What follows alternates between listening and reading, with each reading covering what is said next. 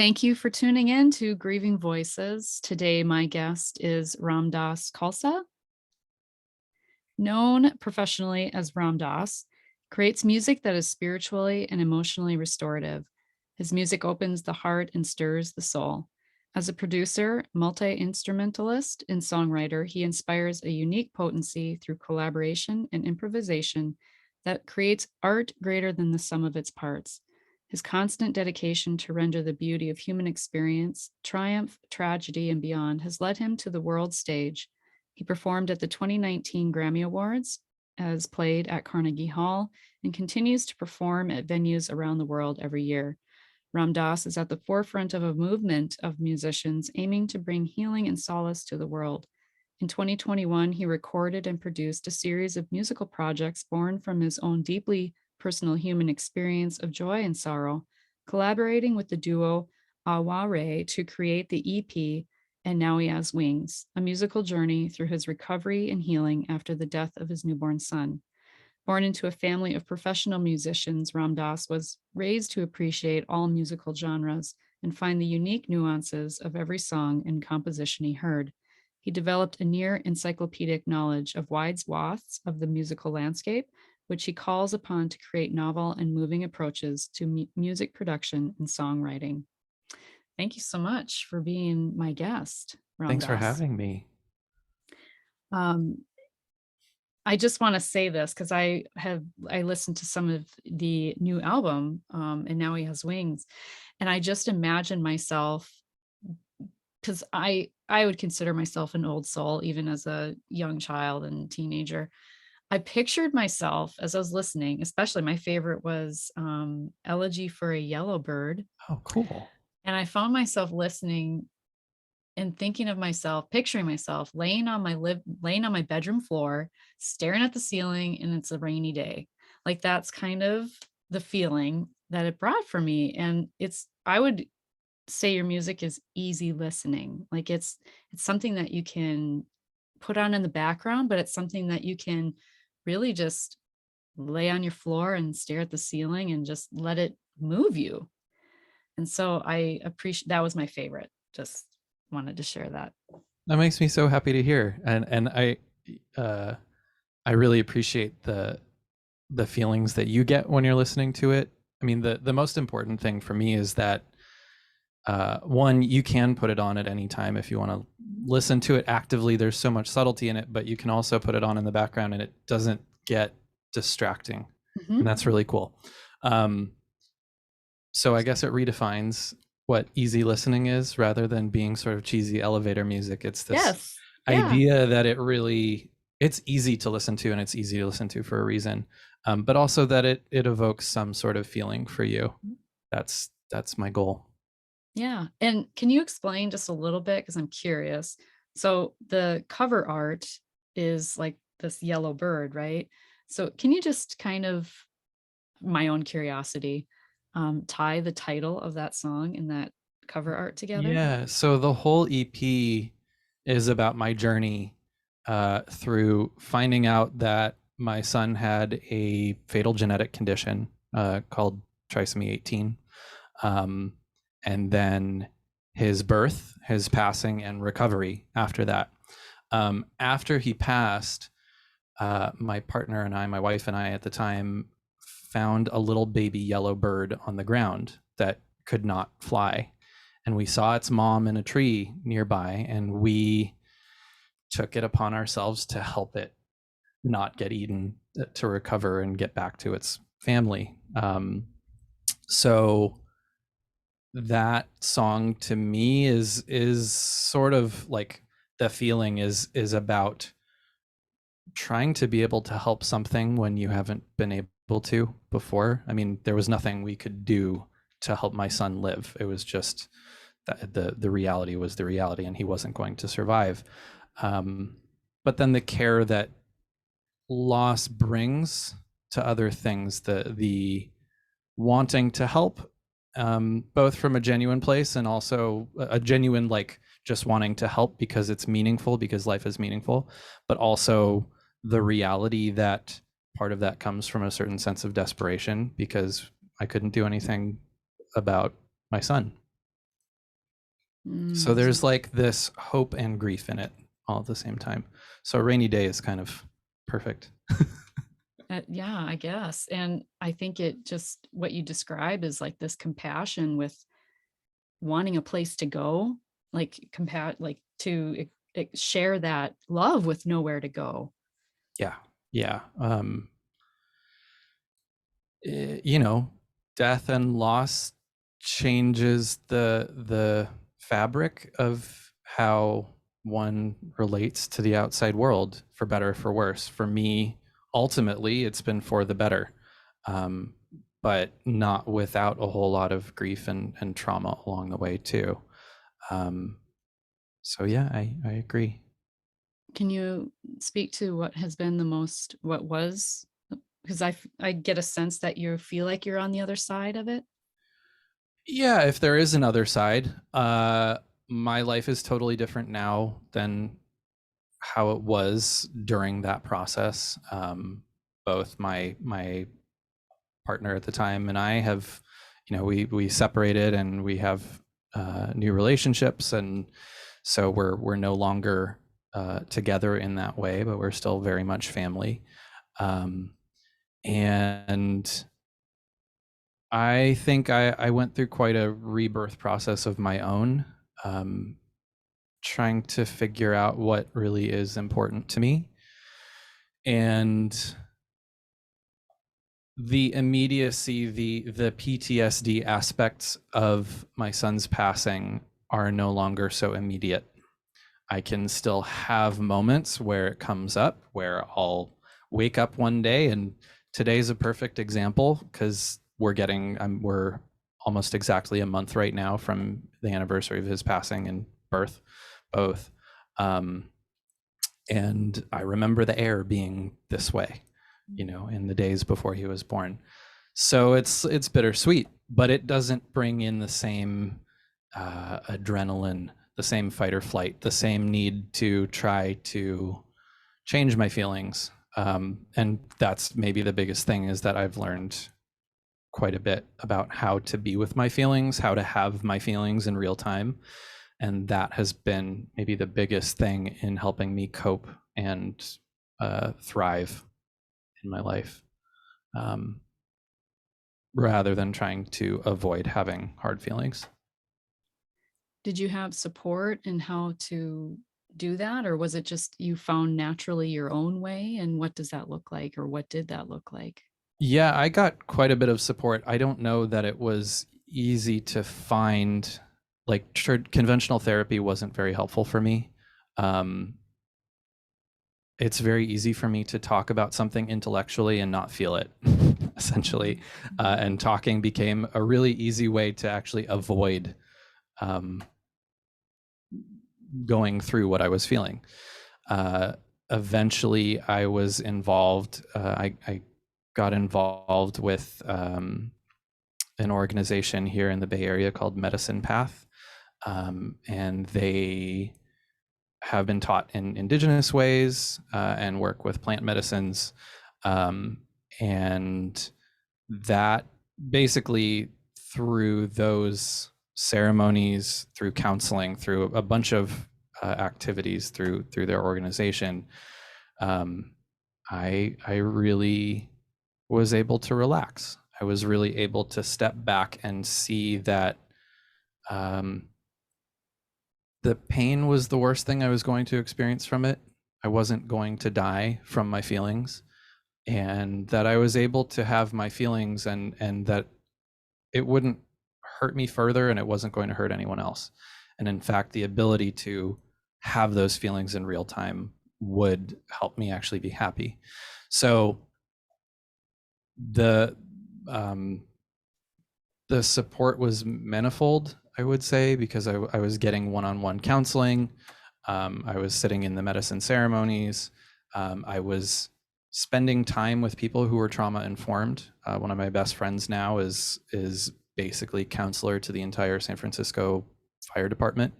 Um, and just the ability to interact with people who are used to what it's like to experience trauma, um, helped me relax. You know, I gained a community of empathetic people who also were not going to pity me for what I went through, and were just going to keep loving me no matter what. Um, so yeah, I got a lot of support, but I don't even know that I didn't know I was looking for that. Hmm. One key differentiator that I hear in what you were saying initially was that like talk therapy didn't really resonate with you, work for you. And I'm very much a thinker and I'm in my own head too. And so that's where logic, like we try to logic our way out of grief and, you know, we'll say things like, oh, I'm fine. It's just, I'll get over it. And um, it is what it is. It's what happens. We try to bypass a lot and then just put it in a box and put it on the shelf and tuck it away and not really addressing it. Although you ask anybody who approaches their grief in that way, they'll say, well, I'm addressing it. I've addressed it. I Right. put it in a box and put it on the shelf and I put it Right. away. That's not Absolutely. addressing it though, right? Right. So what you're telling me and what changed for you is that you took action. Like there was action within combined with that therapy.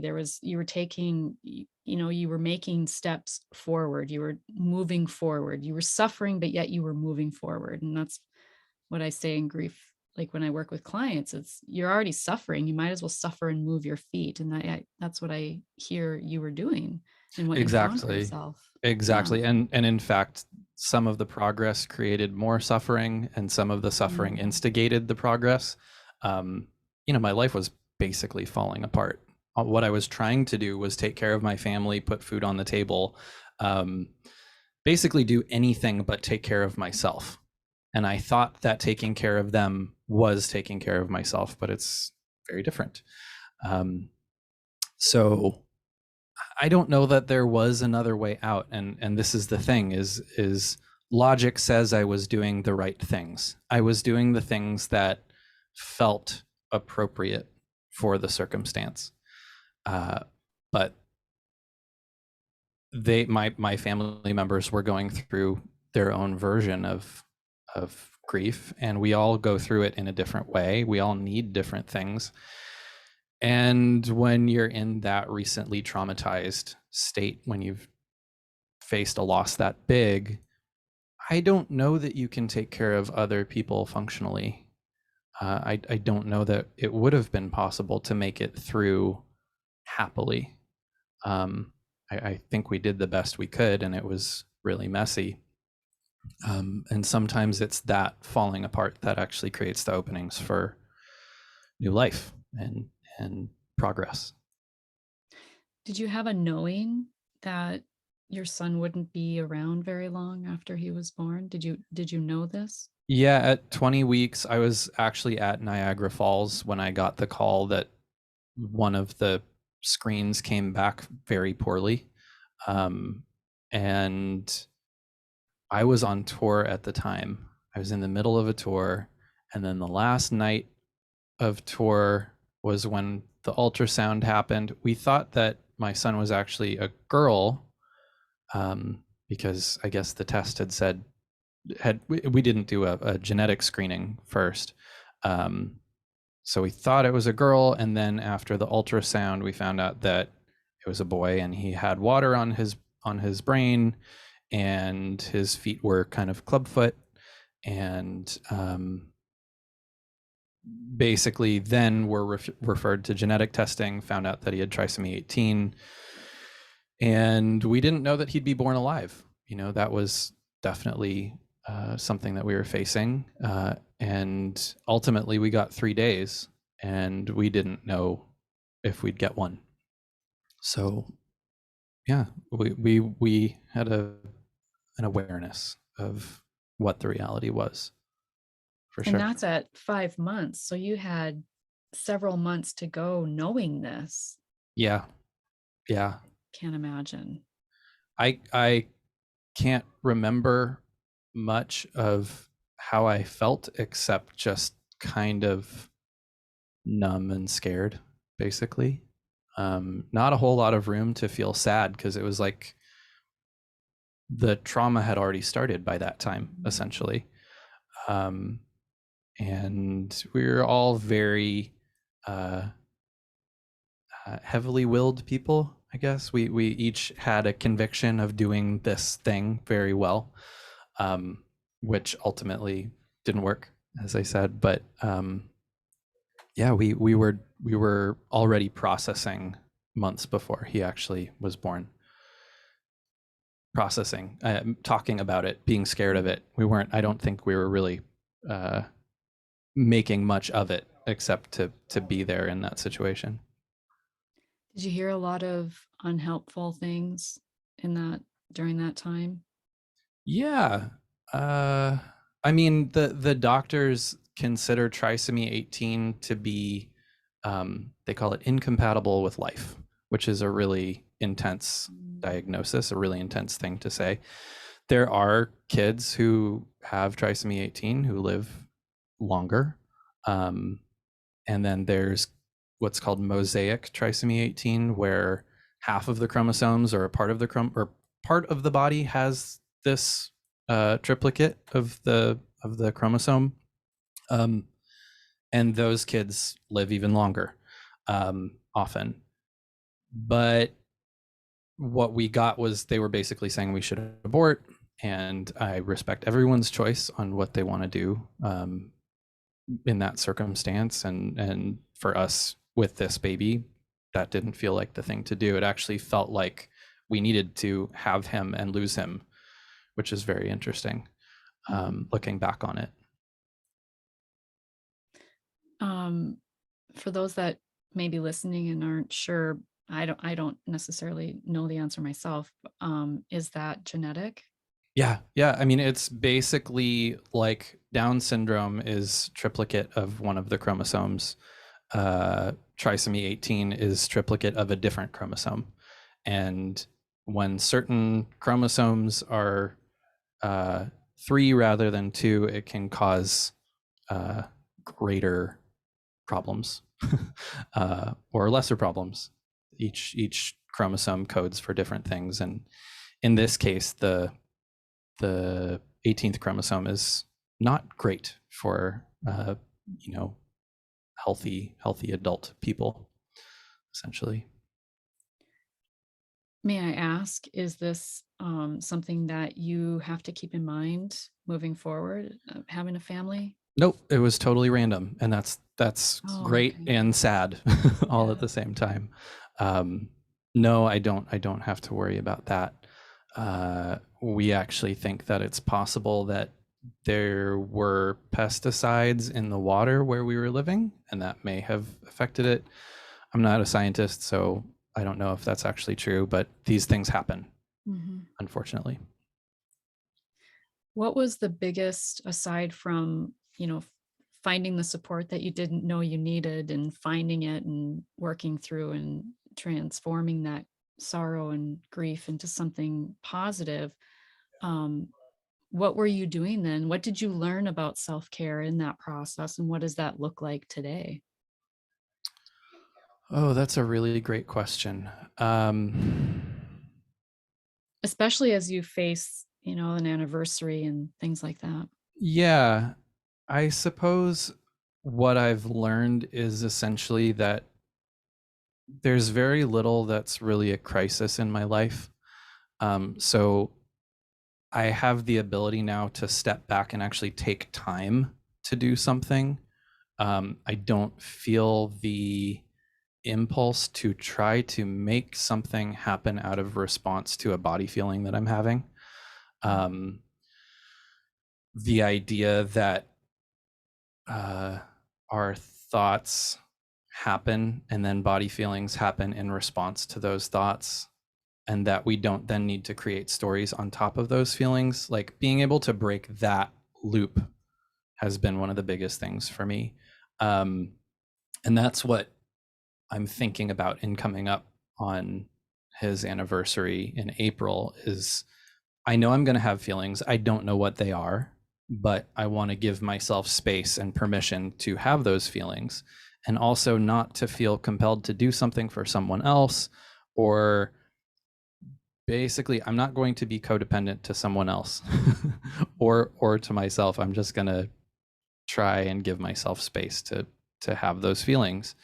And it may be that I go through the day actually feeling really happy, and that's cool. That's totally fine. I'm essentially unattached to what feeling states I'm going to have. And I try to go into each moment, each day, not trying to control how I'm going to feel. Um, I'm just going to do what I can to take care of myself, eat well, sleep well, um, you know, keep my room clean, keep things feeling good around me, and then how I feel is how I feel. And I know that I'm not going to be a jerk to anyone in response to my feelings, so I don't have to worry about that. Um, I know that the people around me are not going to criticize me for having the feelings that I'm having. Everyone understands what I've been through as best as they can. And so it's taken time, I would say. The first couple years, that definitely was not the case. It was rough. What I hear you saying too is that you created an environment that would support your internal environment and internal healing. Exactly. Yeah. What Yeah. and you bring up a good point, like clutter and messiness around us, like that is really a reflection of what's going on in our minds, right? Yeah, absolutely. Absolutely. And for neurodivergent people, making mess can be the thing that feels safe. Mm-hmm. But as I've gotten older, I'm 34 now. I I have a desire to actually keep things clean. I have a desire to organize things. Whereas in the past, it was just like, whatever, I'm just going to keep doing what I'm doing. The thing that I'm working on is the most important thing. And my environment, I'll just be flexible to that, whatever. But now I care about how I'm sleeping. I care about how the room feels. I care about my surroundings a lot more. And I think, I mean, when my son was born, it would be what, it was 2014. So what, I was 20, I can't do the math, 26, something like that. Um, something didn't shift for me until I was like 30, where I actually cared about doing the dishes. Um, that type of stuff became important biologically at some point, whereas it wasn't then. So I think also just I suffered the consequences of having a young brain,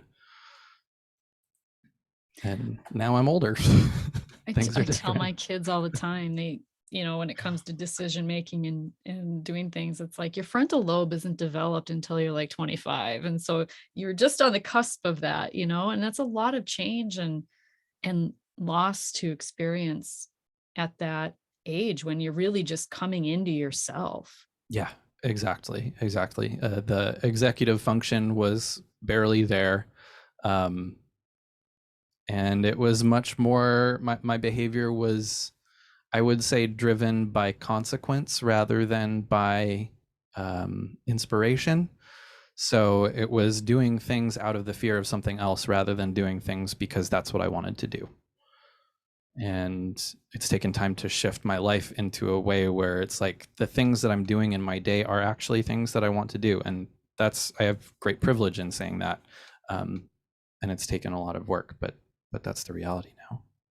You found the flow of life to go with the flow of life, it sounds like. Yeah, and it's not perfect. I still like the idea that I could control my settings so as to minimize hard feelings. That's again intellectualizing and trying to posture around something that doesn't exist, basically. So I still deal with grief on a daily basis, anger on a daily basis. Um, Everything that I was trying to escape before is still here, but I'm in a much better position and have more resilience and more of a friendship with those feelings in a way that I just wanted to pretend that they weren't there before, or really didn't want to face them. Was the loss of your son your first loss? No, I remember my grandmother died when I was 3. I still remember her funeral. My grandfather died when I was in 4th grade. Still remember his funeral. My mom's sister, who I loved dearly, she died in year 2000. Um, there have been a few big losses in my life before him, um, but his made me change how I experience death. I don't. Um, I experience it as being a teacher now, in a way, um, and it gave me a lot of perspective. I think being there for a passing, being there for a death, and especially so close to a birth, it's so easy to see that they're just kind of two sides of the same coin. Um, I've seen now multiple times that uh, it takes work to die for a Mhm. lot of people, um, and that there's a sacredness to it. It's not this traumatic thing. The body's doing what it does. Um, and the scariest part is just the absence of that person. But that has brought so much perspective to the life that I get to live and the sacredness that I can have in my day, the amount of fun I can have in a day, the amount of beauty I want to experience in my life.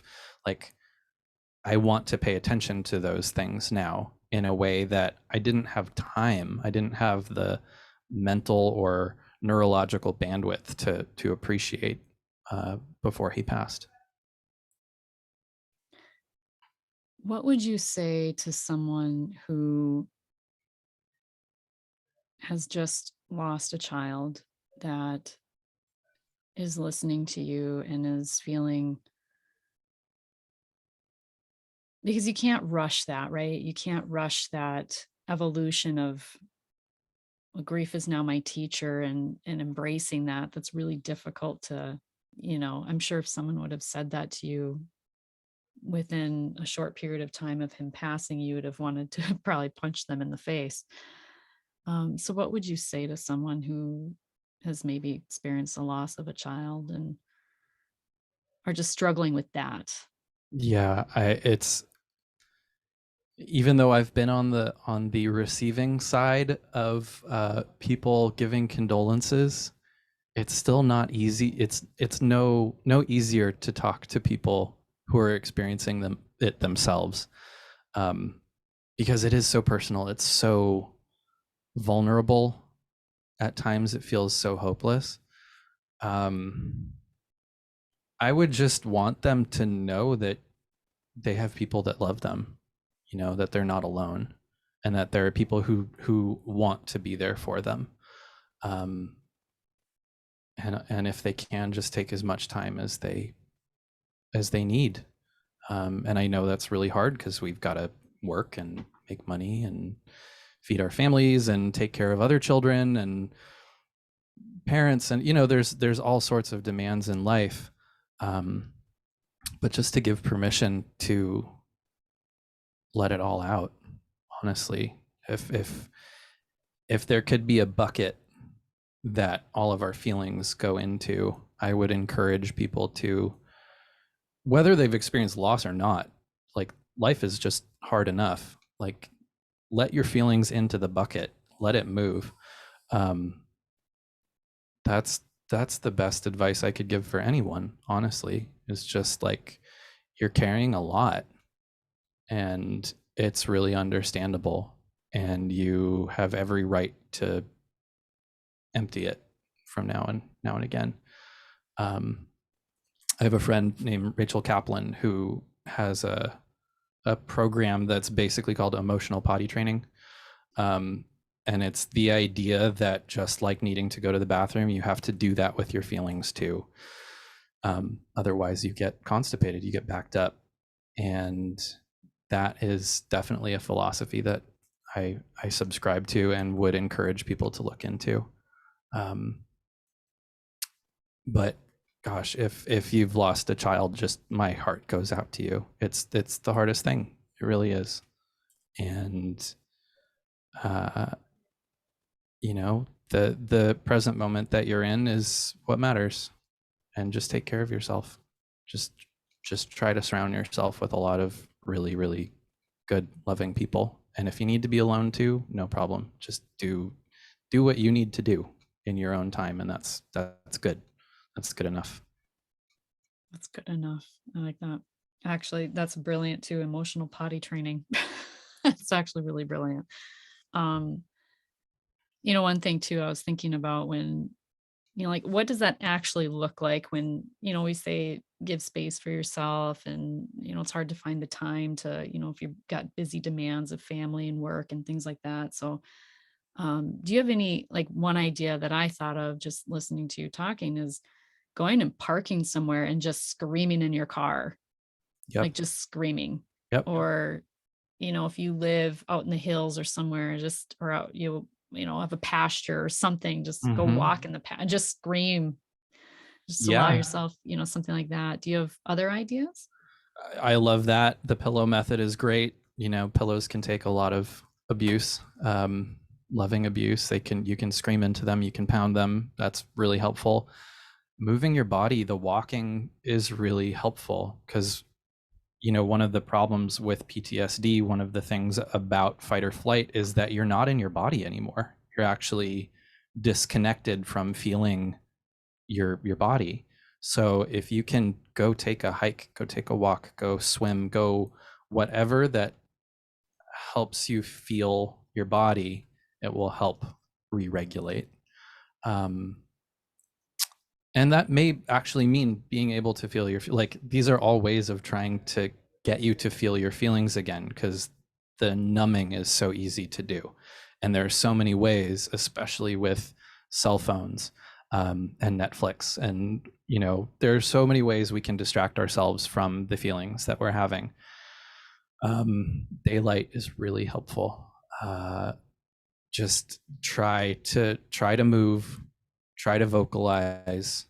um, if you have access to talk therapy, like, it didn't work for me, but that doesn't mean that it's not helpful.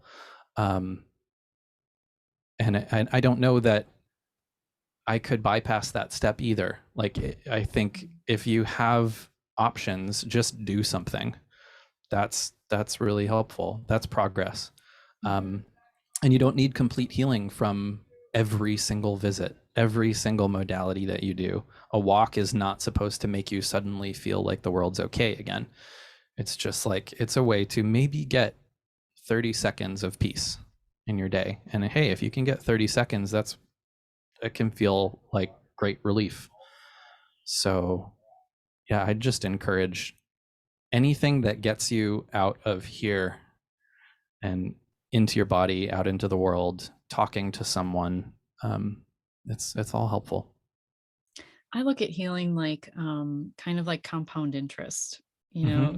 It builds on itself, and I look at healing, just as it took years and years to build the sorrow and the pain and, accumulation of losses that have happened over the years, and all of that grief that has stacked on itself. That didn't happen overnight. It accumulates, right? And so I look at healing in the same way, is that every little thing that you do can lead to the next thing, right? You may try talk therapy, it doesn't work for you, but it leads to something else that does.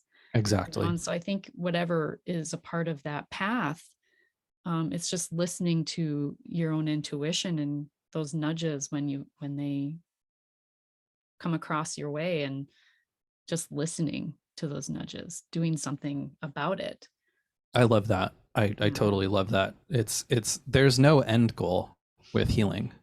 And let's be honest, someone else is going to die. Like, Mhm. the losses in our lives are not going to stop until we do.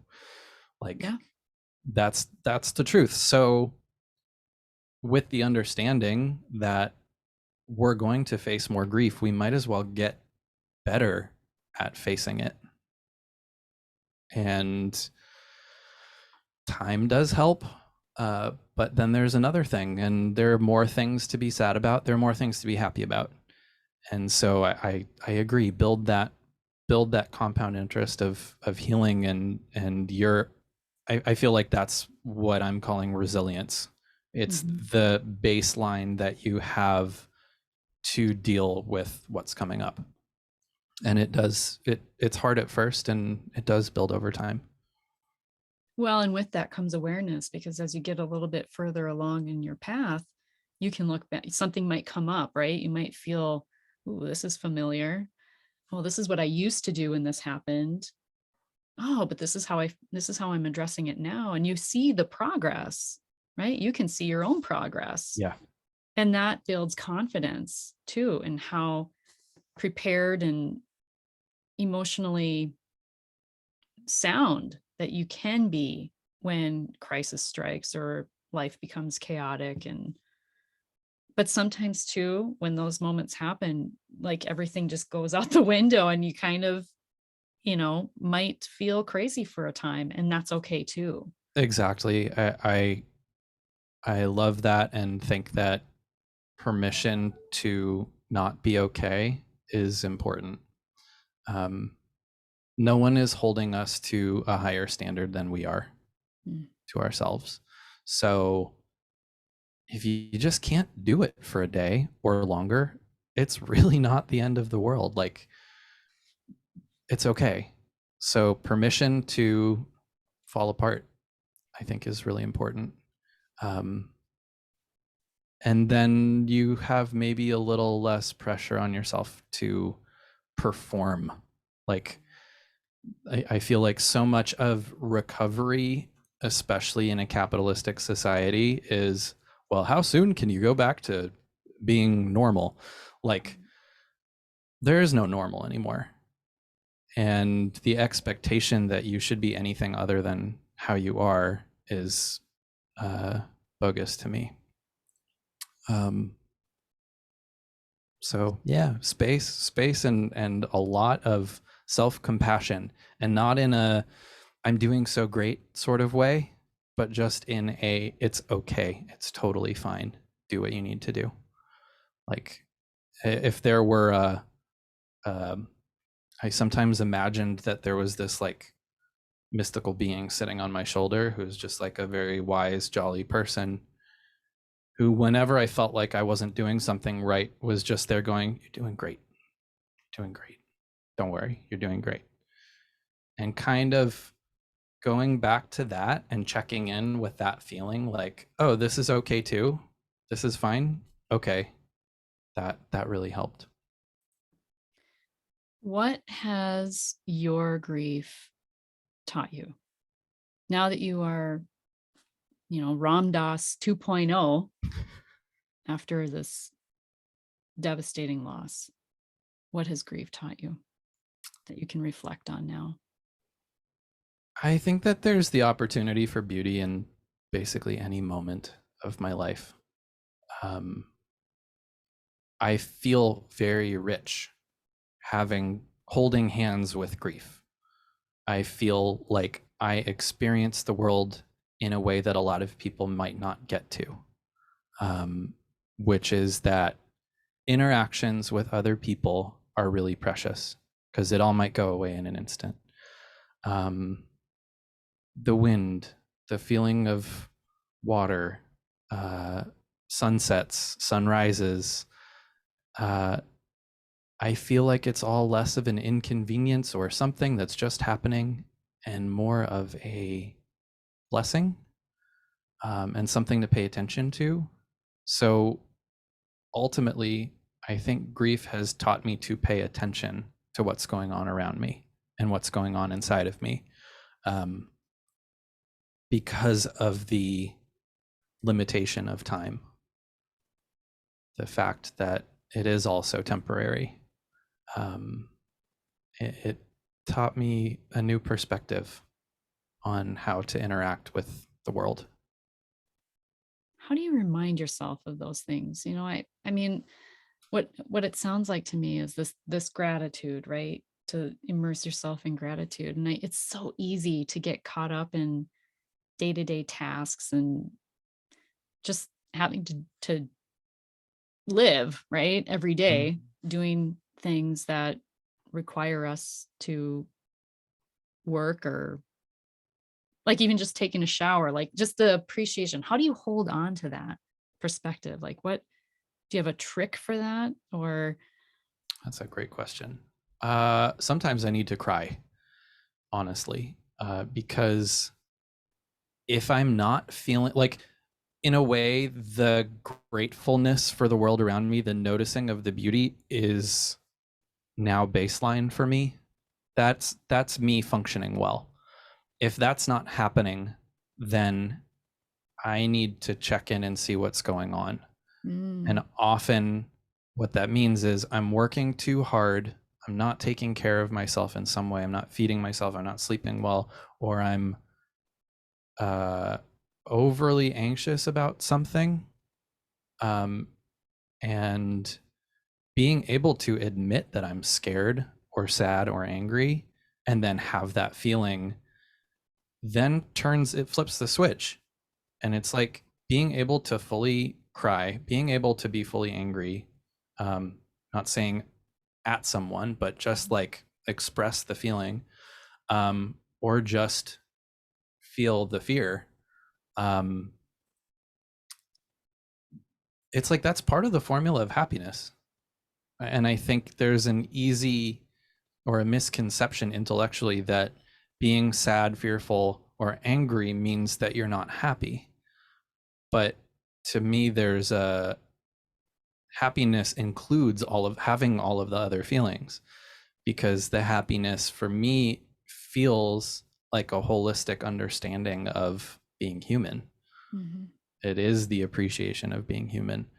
So if I can cry, if I can feel those feelings, it's like the switch goes on and suddenly the world's in technicolor again. And then I think about, well, what can I do that would make this day, this activity, whatever is right in front of me, feel good? And it's often quite simple.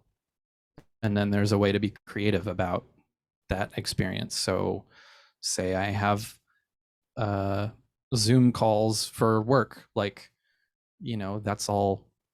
It becomes fun. It becomes a special interaction. Um, put on music that I really like. I get to make music. So thinking about what I want to express in that music, all of these things suddenly become more apparent, as I'm less bogged down by my own anxiety or cynicism. I love that. And something that I need to apply in my own life. This Because is you get, regular for me too. yeah, I mean, you get so tied up and wrapped up around the axle of life itself, like the to-dos and the obligations and we often do forget just to really truly check in. And if I'm not appreciating this, that is because my attention is somewhere else that probably won't matter three Right, months from now, right. 5 years from Probably now. not. Yeah. Probably not. Right. With a few exceptions, probably not. Yeah. Yeah. We put And a lot of weight and stock in a lot of things that really just don't matter. right, right. And it's fun too. Like, I think there's a certain level of entertainment in getting emotional about things that should not necessarily be so weighty. Um, but then having that perspective and just go, oh my God, look what I'm doing. I'm Mhm. so wrapped up in this thing and it doesn't matter. Even that relief can be massive. And then being able to not put pressure on ourselves about those things, it's just like, okay, so all I actually need to do is show up and be kind. Like, that's a really simple job. Mhm. And then all the other responsibilities that we've put on ourselves can be a lot less. And it's to be kind to ourselves first.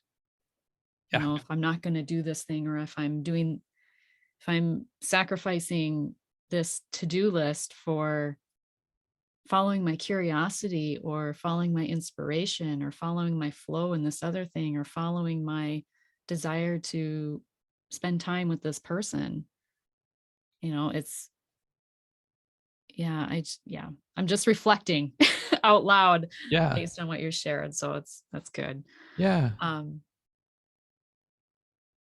so how has, I mean, I kind of alluded to it at the beginning, but your music has changed because of this experience you've had, and how, I imagine, because grief changes everything in our lives and it impacts everything in our lives. It impacts our music.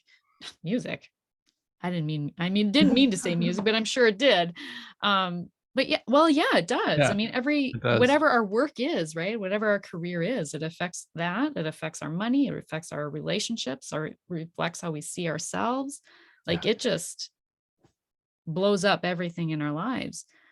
Um, Someone said to me earlier in a podcast interview, it's like when you have these waves that come up, and he's was recounting how he found some keepsakes of his mother's, and she's been gone for almost 40 years, but he had never seen these things before.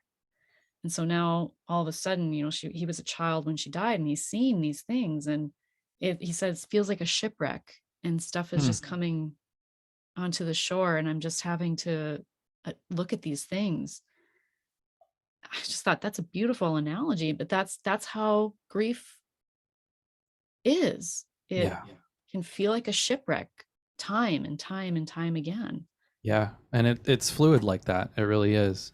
Um, for me, grief is very watery, and I've actually incorporated that into my music. Mm. Um, there's a song on that EP, and now he has wings, that's called the Water Poem, and it's grief, it's all the feelings, it's and also the fact that I found out about my son's condition at Niagara Falls. It felt like the water was carrying the message, and there's water, we are water, and all of that. So water is a big theme that I play with music. Well, and we are made up of mostly water, right? And Exactly, energy. We exactly. are energy. There's a commercial for a car, an electric car, and it talks about how we are electric. Like we Yeah, are made of electricity, just like these electric cars, right? And um, just as like an electric car needs to be recharged and the battery and needs juice and all of that, like we are no different. totally, We're no different, and grief totally. really can deplete our energetic battery, and just everything goes haywire. And I'm a Reiki Uh-huh, master too, and so uh-huh. I deal with energy Yeah.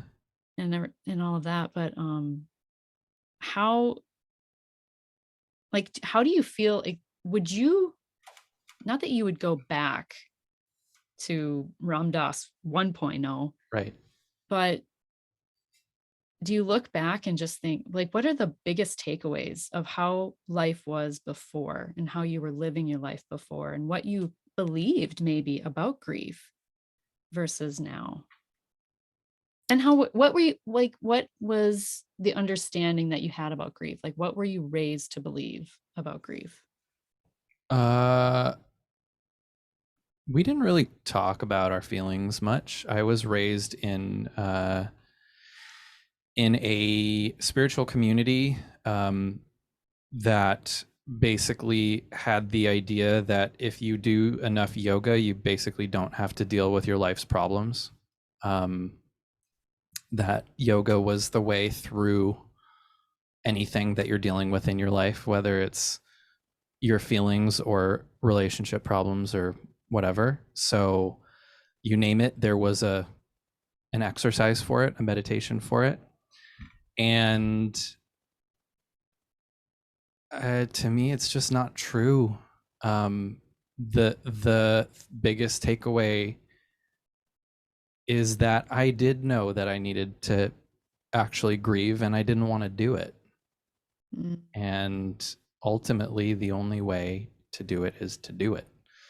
The only way through it is to go through it. And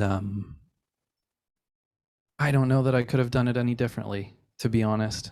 I don't know that knowing it any deeper would have changed a thing about what happened then, because I needed whatever I needed to get out of my own stubbornness and learn that I'm okay.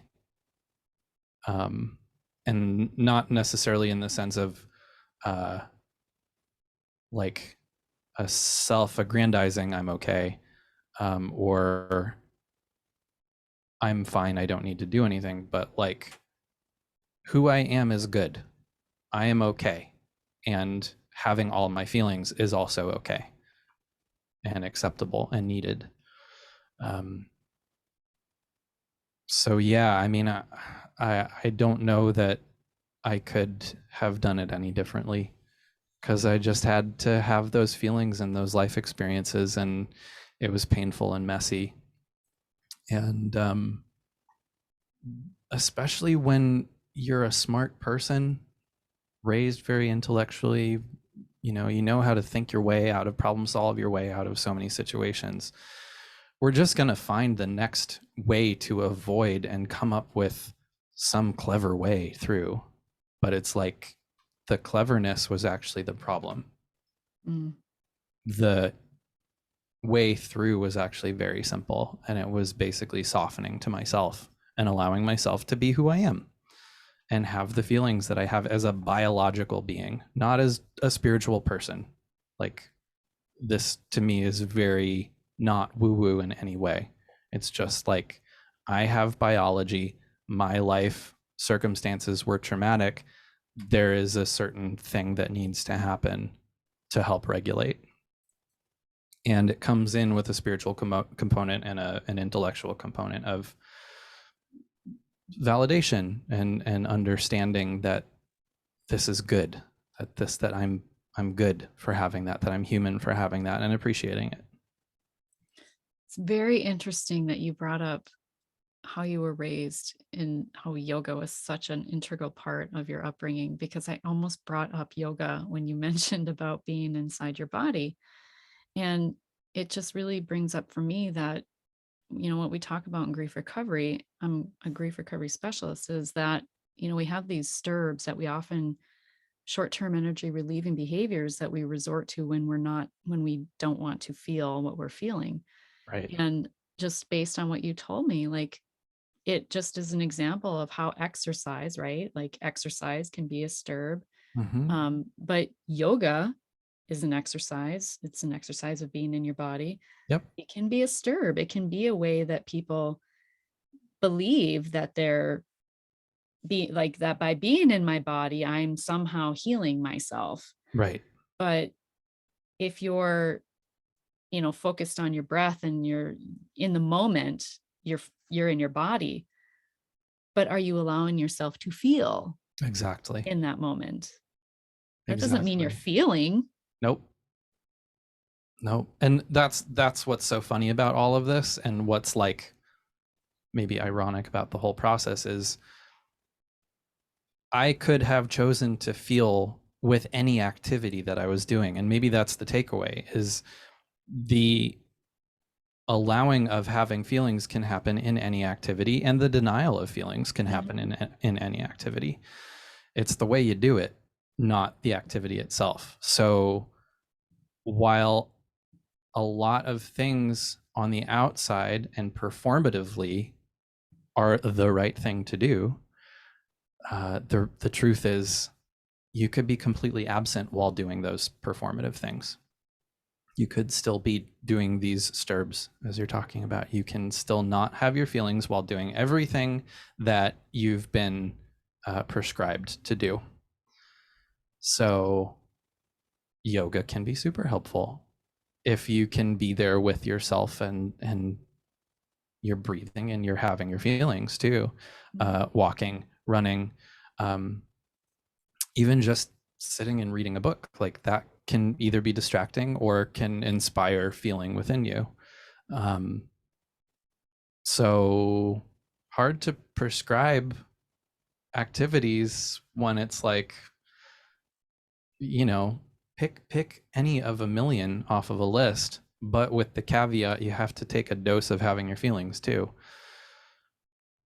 Yeah, I mean, this is just, I have not thought about Sturbs in this way, that if you aren't allowing yourself to feel while you're doing them, even if they're healthy, right? Right. That's the thing. Like people think, well, it's healthy, it's good for me, it's self-care, Yeah, but maximize it then, right? exactly. Maximize that healthy thing. Exactly. And ultimately, if you can get to being able to have a good cry and a release, a full emotional release, for me, I go back to regulating way faster. Mhm. It's like the amount of time that it takes to actually get there is a lot shorter and a lot less tiring than perpetuating not having the feeling. So, in a lot of ways, I think one of the most fatiguing things about grief is the fact that we're not really having it, in the sense that we're not moving it. In a lot of cultures, there's an understanding that grief needs to be witnessed in order to be fully processed. And they do that through ceremony in a lot of places, where it's actually they've created a ritual that is like, look, our ancestors can't have feelings, they don't have grief, your grief feeds them, so give them, like, go to the altar and give them your grief, and then you will be rewarded. And you feel it biologically. If you let it go, suddenly your body goes, oh, I'm okay. You might be exhausted, of course, but there's a settling, there's a regulation and a soothing that can happen. So, um tangential way of saying that what we've been saying, you gotta do it to get through. Got to feel it to heal it. Exactly. So, what gives you the most hope for your future? That's a great question. I don't think about my future a lot. That gives me a lot of hope. um I don't feel very preoccupied with what's going to happen in the next day. I don't feel preoccupied in what's going to happen in the next 5 years. I'm really quite focused on what's happening in the moment and in that given day. And yeah, I plan the week, I plan the month. I know what's happening hypothetically from now until July, and I have projects booked out for the rest of the year. But like, I'm actually paying attention to today, and that to me is the most hopeful thing, because that's where everything's happening. The future is undetermined, and I would just be posturing about something that I know nothing about. So I just try to stay in the present moment and appreciate what's here. I had heard once, and never even occurred to me, but how you spell present is like a present that you give to Mhm. someone, a gift, Right? right? Yeah. So They the say the gift Kung Fu is, Panda. yeah.